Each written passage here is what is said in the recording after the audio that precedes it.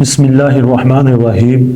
آج کل کے کچھ لوگ ظاہراً صوفی بن جاتے ہیں، وہ صوفی نہیں ہوتے، کیونکہ صوفی وہی ہوتا ہے جس کو قرآن اور حدیث کا علم ہو اور وہ قرآن اور حدیث پر عمل بھی کرتا ہو۔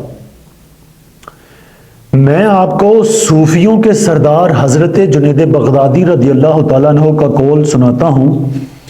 تنبیہ المغترین کے اندر آپ فرماتے ہیں، آپ اپنے مریدین اور اپنے متعلقین کو فرماتے تھے کہ اگر کوئی تمہارے سامنے ایسا شخص آیا کہ جو ہوا میں چار زانو بیٹھ جاتا ہے، یعنی ہوا میں اڑتا ہے، اس کو دیکھو کہ وہ شریعت پر عمل کرتا ہے، شریعت کو جانتا ہے، شریعت کے اوامر جن کے کرنے کا حکم ہے ان کو جانتا اور اس پر عمل کرتا ہے، اور جن سے روکا گیا ہے، گناہوں سے روکا گیا ہے، وہ رکتا ہے یا نہیں۔ اگر وہ شریعت پر عمل کرتا ہے تو ٹھیک، اس کی پیروی کرنا۔ اگر ایسا پیر ہے یا ایسا آدمی ہے جو ہوا میں بھی اڑتا ہے، بڑے کمالات دکھاتا ہے، کہتا ہے میرے دم میں بڑا اثر ہے، لیکن شریعت کا لحاظ نہیں کرتا، تو نہ وہ صوفی ہے نہ وہ پیروی کرنے کے لائق ہے، یعنی اس کی پیروی نہیں کی جا سکتی۔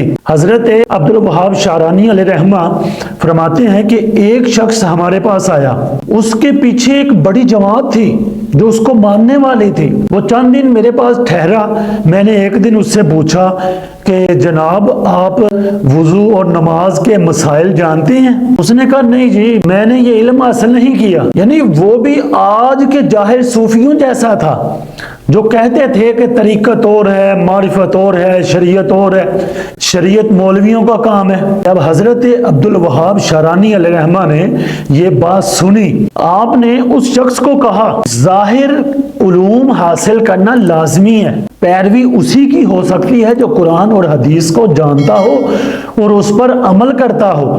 جو قرآن اور حدیث کو نہ جانتا ہے نہ عمل کرتا ہے، اس کی پیروی نہیں ہو سکتی۔ تو وہ آپ کی ان باتوں کی وجہ سے چلا گیا۔ آج بھی ایسا ہی ہوتا ہے، کسی جاہل پیر کو کسی کام سے روک دیا جائے، اس کی الٹے کام سے روک دیا جائے، وہ بھی ناراض ہو جاتا ہے، اس کے مریدین بھی ناراض ہو جاتے ہیں۔ لہٰذا ایسے لوگوں سے پریشان نہیں ہونا چاہیے، ایسے لوگوں کو بگانا ہی چاہیے۔ غوث پاک علیہ رحمہ فرماتے ہیں کہ بے علم شخص عمل کو جتنا سنوارنے کی کوشش کرے گا وہ سنوار نہیں سکے گا، الٹا اس کو خراب کرے گا، اس کا بیڑا غرق کرے گا۔ لہٰذا عمل کرنے سے پہلے علم حاصل کرنا ضروری ہے۔ اسی لیے اعلیٰ حضرت علیہ رحمہ نے پیر کی شرائط میں سے ایک شرط لازمی لکھی کہ وہ کتابوں سے مسائل نکال سکتا ہو۔ یہ نہ ہو کہ اس کو اپنے مسائل کا نہ پتا ہو، دوسروں کو کیسے بتائے گا؟ وہ پیر لوگوں کا بن کے لوگوں کی پیڑیں تو دور نہیں کر سکتا، لوگوں کے لیے پیڑ بن جائے گا اور اہل سنت کے لیے بدنامی کا سبب بن جائے گا۔